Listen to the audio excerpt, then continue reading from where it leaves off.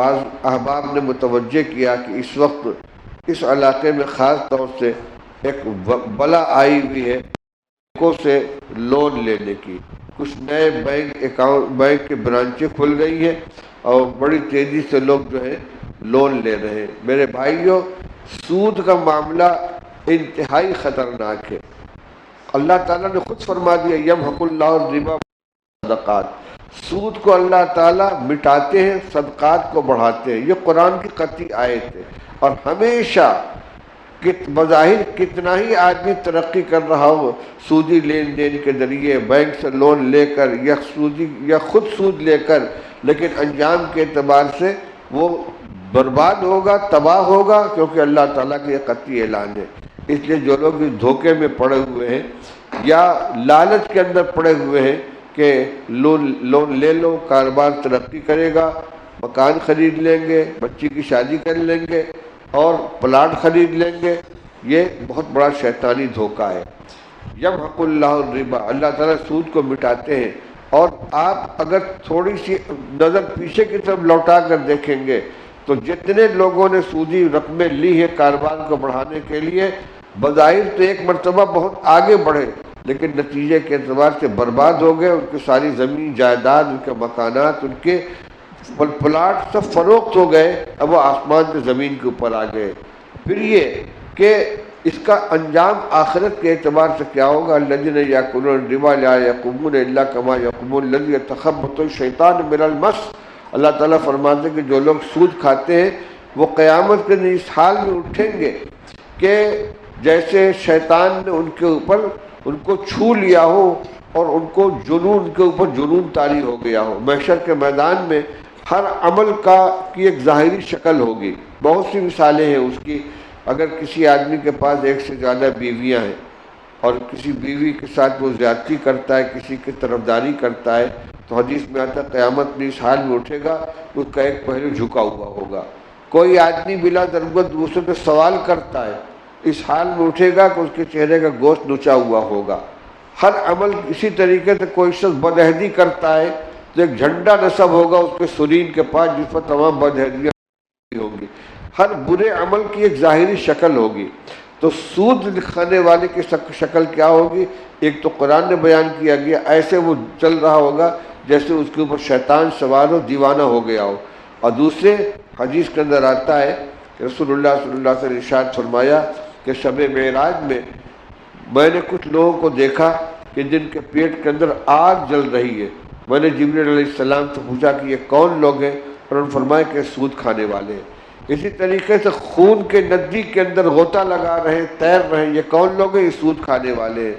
میرے بھائی و بزرگوں، وقتی نفع کے لالچ میں ہرگز ایسا کام نہ کریں کہ جو دنیا میں بھی بربادی اور رسوائی کا سبب بنے اور میدان محشر میں بھی رسوائی اور بربادی کا ذلت کا سبب بنے.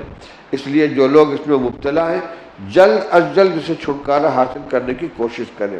کسب بہت اہم ضرورت ہے. رسول اللہ صلی اللہ علیہ وسلم نے ارشاد فرمایا طلب و کسب الحلال فریضۃ بعد الفریضہ.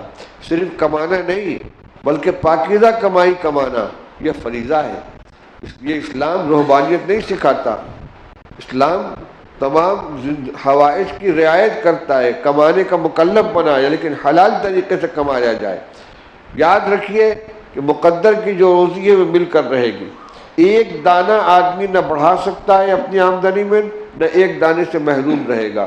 عبداللہ بن مسعود رضی اللہ تعالیٰ کی ایک حدیث ہے، رسول اللہ صلی اللہ علیہ وسلم نے ارشاد فرمایا لیس من شیء یقربکم الی الجنۃ ویباعدکم من النار الا قد امرتکم بہ ولیس من شیء یقربکم الی النار ویباعدکم من الجنۃ الا قد نہیتکم عنہ وان الروح الامین نفث فی روعی ان نفسا لن تموت حتی تستکمل رزقها فاتقوا اللہ واجملوا فی الطلب ولا يحملنکم استبطاء الرزق ان تطلبوا بمعاصی اللہ فإنما عند اللہ لا يطلب الا بطاعته. عبداللہ بن مسعود رضی اللہ عنہ فرماتے کہ رسول اللہ صلی اللہ علیہ وسلم نے ارشاد فرمایا اے لوگو، جتنی چیزیں جنت سے قریب کرنے والی اور جہنم سے دور کرنے والی ہیں سب کا میں نے تمہیں حکم دے دیا.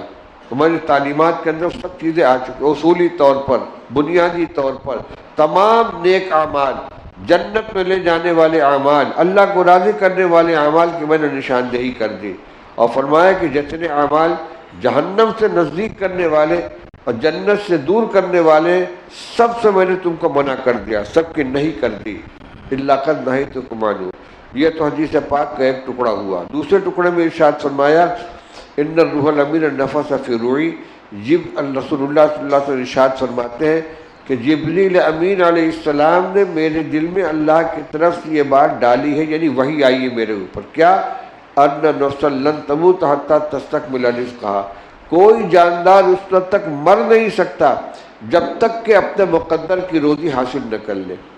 جو روزی اللہ نے مقدر میں لکھ رکھی ہے، جب تک کہ پوری روزی حاصل نہ کر لے کوئی مر نہیں سکتا۔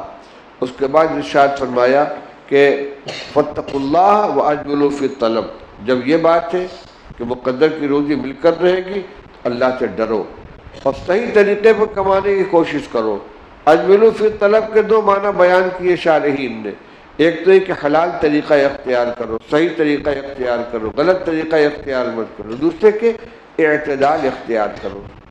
ایسا نہ ہو کہ کمانے کی مشین بن کر رہ گئے کہ نہ نماز کی فکر ہے، نہ بال بچوں کی خبر گیری کی آپ کو فرصت مل رہی ہے، حتیٰ کہ خود اپنی ضروریات پوری کرنے کا وقت نہیں ملتا، صبح سے لے کر رات تک لگے ہوئے ہیں، مشین کی طرح کام میں لگے ہوئے ہیں، بہت کہ بڑی آمدنی ہو رہی ہے۔ نہیں، ایسا مت کرو۔ یہ اجملوا فی الطلب، اعتدال اختیار کرو، افراط و تفریط سے بچ کر کام کرو۔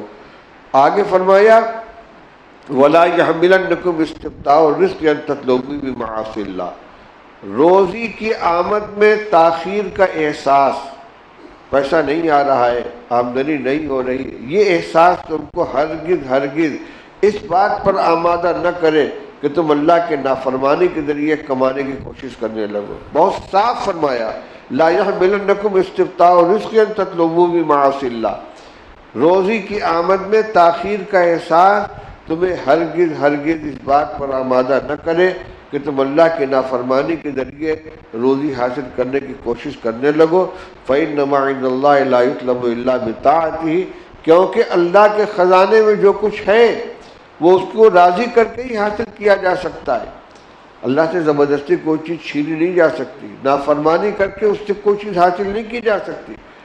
تو جب مقدر کی روزی مل کر رہے گی اور اگر بظاہر تنگ ہو رہی ہے، کاروبار نہیں چل رہا ہے، آمدنی نہیں ہو رہی ہے، تو رسول اللہ صلی اللہ علیہ وسلم متنبہ فرمایا شیطان کہیں بہکا نہ دے کہ چلو اس راستے سے کمانے کی کوشش کرو۔ کیوں؟ یہ عقیدہ ہے اور بنیادی عقیدوں میں شامل ہے، جس طریقے سے زندگی کے لمحات میں کوئی کمی بیشی نہیں ہو سکتی۔ اذا جاء اجلہم لا یستأخرون ساعۃ ولا یستقدمون، جس کی عمر اللہ تعالیٰ نے جتنی لکھ دی ہے، نہ ایک منٹ گھٹ سکتی ہے نہ ایک منٹ بڑھ سکتی ہے۔ بالکل اسی طریقے سے اللہ تعالیٰ نے جس کی جتنی روزی لکھ دی ہے، نہ ایک دانہ گھٹ سکتا ہے نہ ایک دانہ بڑھ سکتا ہے۔ احادیث میں سب صراحت موجود ہے کہ جب نطفہ قرار پاتا ہے رحم مادر کے اندر تو فرشتہ پوچھتا یا رب نطفۃ، پروردگار یہ نطفہ ہے، کیا مطلب؟ اس کو باقی رکھا جائے کہ ضائع کر دیا جائے؟ اگر حکم ہوتا ہے کہ باقی رکھو تو باقی رکھتا ہے۔ پھر تھوڑی دن بعد کہتا ہے یا رب علقۃ، پروردگار یہ تو جمع ہوا خون بن گیا، اب کیا کرنا ہے؟ حکم ہوا کہ باقی رکھو تو باقی رکھو ورنہ ضائع کر دیتا ہے۔ پھر کچھ دن بعد کہ یا رب مضغۃ، یہ گوشت کا لوتھڑا بن گیا، حکم ہوتا ہے باقی رکھو تو باقی رکھتا ہے۔ پھر جب جسم بن جاتا ہے تو پوچھتا ما رزقہ ما اجلہ شقی ام سعید، پروردگار اس کی روزی کتنی لکھی جائے، اس کی عمر کتنی لکھی جائے، یہ نیک بخت ہوگا کہ بدبخت ہوگا؟ ماں کے پیٹ میں ہے وہی اس کی روزی طے کر دی گئی، اس کی عمر طے کر دی گئی۔ جیسے جتنی عمر ماں کے پیٹ میں طے کی گئی ہے اس میں ایک دانے کی، ایک لمحے کی کمی بیشی نہیں ہو سکتی، اسی طریقے جتنی روزی لکھ دی گئی ہے اس میں ایک دانے کی کمی بیشی نہیں ہوگی۔ اب چاہے اس روزی کو بندہ حرام طریقے سے کمائے چاہے حلال طریقے سے کمائے، جھوٹ بول کر بے ایمانی کر کے نماز چھوڑ کر سودی لین دین کر کے کمائے گا تب بھی اتنا ہی ملے گا، اور سچ بول کر نمازوں کا اہتمام کر کے دیانت داری امانت داری کے ساتھ کمائے گا تب بھی اتنا ہی ملے گا۔ یہ بنیادی عقیدہ ہے۔ جس طریقے سے ایمان لانا اس پر ضروری ہے کہ ہم اپنی عمر میں کوئی کمی زیادتی نہیں کر سکتے، اسی طریقے سے بنیادی طور پر اس پر بھی ایمان لانا ضروری ہے کہ ہماری روزی جو اللہ کی طرف سے مقدر ہے وہ گھٹ بڑھ نہیں سکتی۔ اس لیے میرے بھائیوں، آج جو ہم پیسے کے پیچھے جھوٹ بول رہے ہیں، بے ایمانی کر رہے ہیں، فیگر چھاپ رہے ہیں، فیگر بنوا رہے ہیں، تصویر سازی کا کاروبار کر رہے ہیں، یا اسی طریقے سے سودی لین دین کر رہے ہیں، اور بہت سے کام تجارت کے اندر ایسے آ گئے ہیں کہ جو جائز نہیں ہے، جو حرام ہے، کٹوتی کرتے ہیں، ادھار، یہ بھی ایک شکل ہو گئی ہے۔ ہمارے یہاں دو طرح کا کاروبار ہوتا ہے، ایک ادھار اور ایک نقد۔ علماء سے آپ اس کے بارے میں معلومات کیجئے، اس کی تو اجازت ہے کہ کسی مال کا دو ریٹ رکھا جائے، نقد لوگے تو اس کا یہ ریٹ ہے اور ادھار لوگے تو اس کا یہ ریٹ ہے، لیکن جس وقت مال کی خریداری ہو اس وقت چاہیے کہ ہم نے کون سا سودا کیا ہے، نقد کیا ہے کہ ادھار کیا ہے۔ جو سودا ہو گیا پکا ہو گیا، جتنی رقم بن گئی۔ اب یہ نہیں ہو سکتا کہ نقد سودا لیا تھا اور پیسہ ادا نہیں کر سکے تو بعد میں آ کر اس پر پیسہ چڑھا کے دے دیا کہ چلو ادھار کے ریٹ سے کر لو، بے ہو گئی تو اسی ریٹ پر ہوگی۔ اسی طریقے سے اگر ادھار خریداری کی تھی تو پیسہ کاٹ کے کٹوتی کر کے نقد ریٹ پر دے دیں گے تو یہ جائز نہیں کہ یہ سود ہو جائے گا۔ لوگ سمجھتے ہیں کہ چلو دونوں طرح کا جائز ہم اس کو کر لیں گے، مسائل کو معلوم کرنا چاہیے علماء کرام سے، اس کے بعد عمل کرنا چاہیے۔ تو میں کہہ رہا ہوں کہ ہم جائز سمجھ کے کاروبار کر رہے ہیں اور اس میں سود کا لین دین ہو رہا ہے۔ اسی طریقے سے بہت سے نئے کاروبار ہمارے سامنے آتے ہیں، نئے پروگرام آتے ہیں، اور بغیر لوگوں علماء سے معلوم کیے اس کو لوگ اپنا لیتے ہیں۔ ابھی راستے میں بات چیت ہو رہی تھی، بینکوں سے کوئی حلال کیا نام بتلایا تھا بھائی، حلال فنڈ کے نام سے کوئی کاروبار چل رہا ہے، بینک کے ذریعے سے، اور حلال فنڈ سمجھ میں نہیں آتا۔ شراب خانے میں زمزم فروخت ہوگی، وہاں تو سارا دار و مدار ہی سود کے اوپر ہے، اور وہ معاملہ ہمارے نگاہوں سے اوجھل ہے۔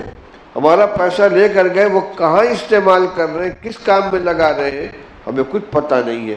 اور مال کا معاملہ یہ ہے کہ 10 درم میں 1 درم بھی اگر شامل ہو گیا تو سب کو خراب کر دیتا ہے۔